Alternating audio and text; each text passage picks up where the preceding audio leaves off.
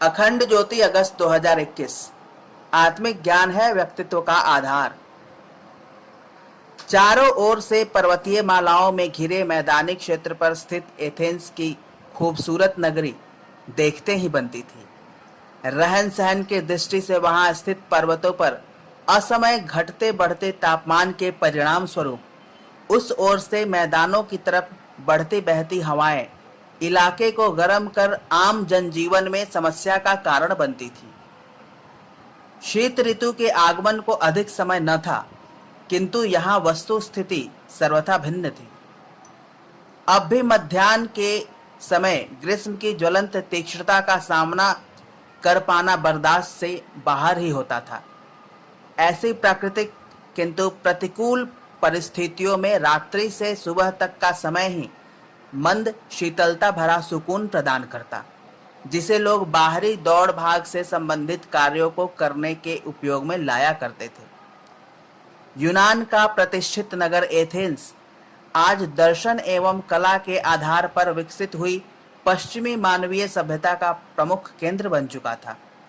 वहीं इस पुरातन नगरी ने लोकतंत्र की सुनियोजित व्यवस्था को सर्वप्रथम कायम कर विश्व के समक्ष अपनी विशिष्ट पहचान भी बनाई थी, जिसकी वर्तमान दशा को देखते हुए वह निष्पक्ष विश्लेषण करते समय प्रसिद्ध दार्शनिक सुकरात मानवीय सभ्यता के विकासशील क्रम पर अपनी दार्शनिक अनुभूतियों के आधार पर प्रकाश डालते हुए शिष्यों से कहने लगे, यहाँ यह भली प्रकार समझ लेना चाहिए कि संसार कभी भी एक ही सिद्धांत की परिधि में नहीं बांधा जा सकता है। बदलते समय के साथ साथ समाज की रीति नीति में विवेक सम्मत परिवर्तन करना आवश्यक हो जाता है, और यदि इस ओर से किसी भी प्रकार की उपेक्षा बरती गई हो तो देर सवेर समूचा तंत्र पथभ्रष्ट हो विपत्ति में पड़ जाता है। उच्च गंभीर विषयों पर अपने मंतव्य शिष्यों के सम्मुख प्रस्तुत करते सुकरात निमग्न थे। तभी एक ज्योतिषी घूमता घामता वहां आ पहुंचा। भद्र और उदार लग रहे सुकरात व उनके शिष्यों को ध्यानपूर्वक देख ज्योतिषी को एक युक्ति सूझी। उसे लगा कि अपनी विद्या का छद्म प्रयोग करके कुछ धन अर्जित करने का यह उपयुक्त अवसर है। वह सुकरात के समक्ष ज्योतिष विद्या के प्रकांड विद्वान होने का दावा करते हुए कहने लगा, मैं अपनी ज्योतिष विद्या के कुशल ज्ञान के आधार पर तुम्हारी आकृति को देखकर बहुत कुछ समझ पा रहा हूं। यदि चाहो तो मेरे माध्यम से इसे तुम भी जान सकते हो। मात्र चेहरा देखकर किसी भी व्यक्ति के स्वभाव व चरित्र के बारे में बता पाना मेरे लिए बड़ा सहज है। तुम मुझे इसके लिए एक अवसर प्रदान करके देखो। सुकरात अच्छे दार्शनिक थे, पर दिखने में बिल्कुल सुंदर नहीं थे। अपने बारे में वे खुद भी कहते थे कि मैं बदसूरत हूं। ज्योतिषी के दावे को समर्थन देते सुकरात अपने शिष्यों को देख मुस्कुराए व उन्हें कहने लगे, तुम सभी आज पहले इससे मेरी आकृति का सत्य सुन लो। इतना कहने के उपरांत सुकरात ठिठके और गंभीर होते आगे कहने लगे, अपनी आकृति का रहस्य बाद में मैं तुम्हें बताऊंगा।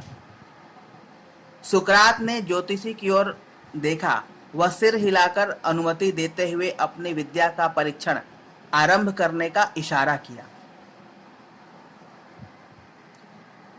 ज्योतिषी सुकरात का चेहरा देखकर उपेक्षित अंदाज में कहने लगा, इसके नथुनों की बनावट बता रही है कि इस व्यक्ति में क्रोध की भावना प्रबल है। इसके माथे और सिर की आकृति के कारण यह निश्चित रूप से लालची होगा। अपने गुरु के संबंध में अपमानजनक टिप्पणी सुन वहां उपस्थित शिष्य नाराज होने लगे। वह सुकरात से निवेदन करने लगे, महाशय, यह व्यक्ति हमें झक्की लगता है। आप आज्ञा दे तो अभी इसकी अक्ल ठिकाने लगा देते हैं। सुकरात ने शिष्यों को रोककर ज्योतिषी को निर्भीक होकर अपनी बात आगे बढ़ाने का इशारा किया। ज्योतिषी शिष्यों को बातों को नजरअंदाज करता आगे कहने लगा, इसकी ठोड़ी की रचना कहती है कि यह सनकी है। इसके होठों और दांतों की बनावट के अनुसार यह व्यक्ति सदैव देशद्रोह करने के लिए प्रेरित रहता है। इस घटना के साक्षी शिष्य सब कुछ देख यह समझ नहीं पा रहे थे कि आखिर क्यों गुरुदेव इस दुष्ट को अपनी अवज्ञा का अवसर प्रदान किए जा रहे हैं।